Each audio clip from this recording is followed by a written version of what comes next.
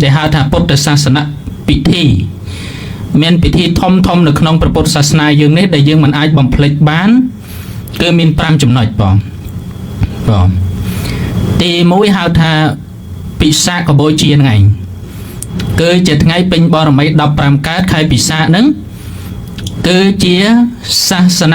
bị thi ti mùi để dương mình ai bằng plek bàn chẳng bon sa sanh thom thom để chia bột sa sanh bị thi nó cứ miền pram ti pi asa là hạ bồi chia cứ bồi chia được nông ngay pin bò mấy đọc pram cát khai asa hào tha asa là hạ bồi chia ti bay asa cái bồi chia cứ chật ngay đọc pram cát pin bò mấy khai asa nâng có chia bột sa sanh bị thi thom này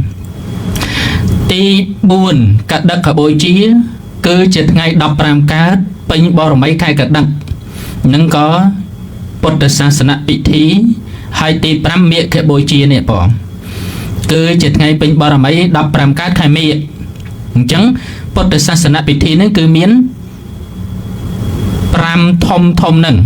đại bột bò sa mình ai bằng plek bán cứ tay ta bờ rập riêng rồi chân nằm bỏ chạy riêng rồi chân nằm hay là nôngประมาณ ថ្ងៃពីម្សិលមិញនេះតើតើជាមួយនឹងពិសាកបូជាឬក៏វិសាកបូជាហ្នឹងគឺជាថ្ងៃមួយដែលពុទ្ធសាសនិកជនទូទៅទាំងអស់ទាំងសកលលោកប្រពធ្វើនៅថ្ងៃ15កើតពេញបរមីខែពិសាឬក៏ហៅថាវិសាខបុណ្ណមី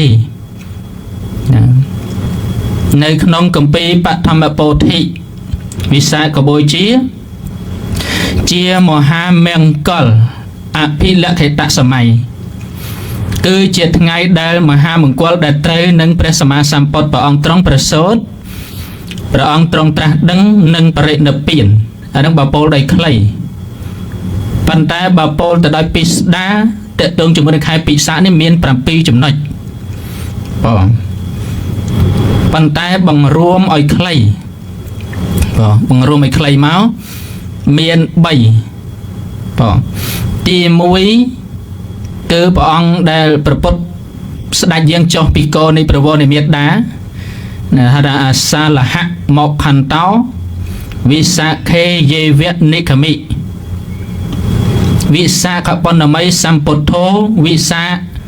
ខេបរិនិព្វតោដោយបទបាលីមានប្រមាណប៉ុណ្ណេះនេះលោកថាព្រះពុទ្ធស្ដេចយាងចុះចាកអំពីកាន់កូននៃប្រវត្តិមេដានៅថ្ងៃពេញបរមីខែអាសាលហៈត្រង់ប្រសូតនៅក្នុងថ្ងៃពេញបរមីខែពិសាហើយត្រង់ត្រាស់ដឹងនៅថ្ងៃពេញបរមីខែពិសាត្រង់បរិនិព្វាន15កើតពេញបរមីខែពិសាដែរអានឹងបបោលដោយខ្លីគឺយើងយក3ទី1គឺថ្ងៃដែលព្រះអង្គប្រសូតចាក់ពីព្រះគោនៃព្រះមេដាទី2គឺពុទ្ធលោកត្រាស់ដឹងអនុត្តរសម្មាសម្ពោធិញ្ញាណ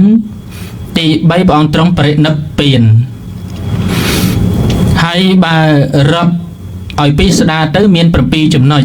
ញាតិញោម7ចំណុច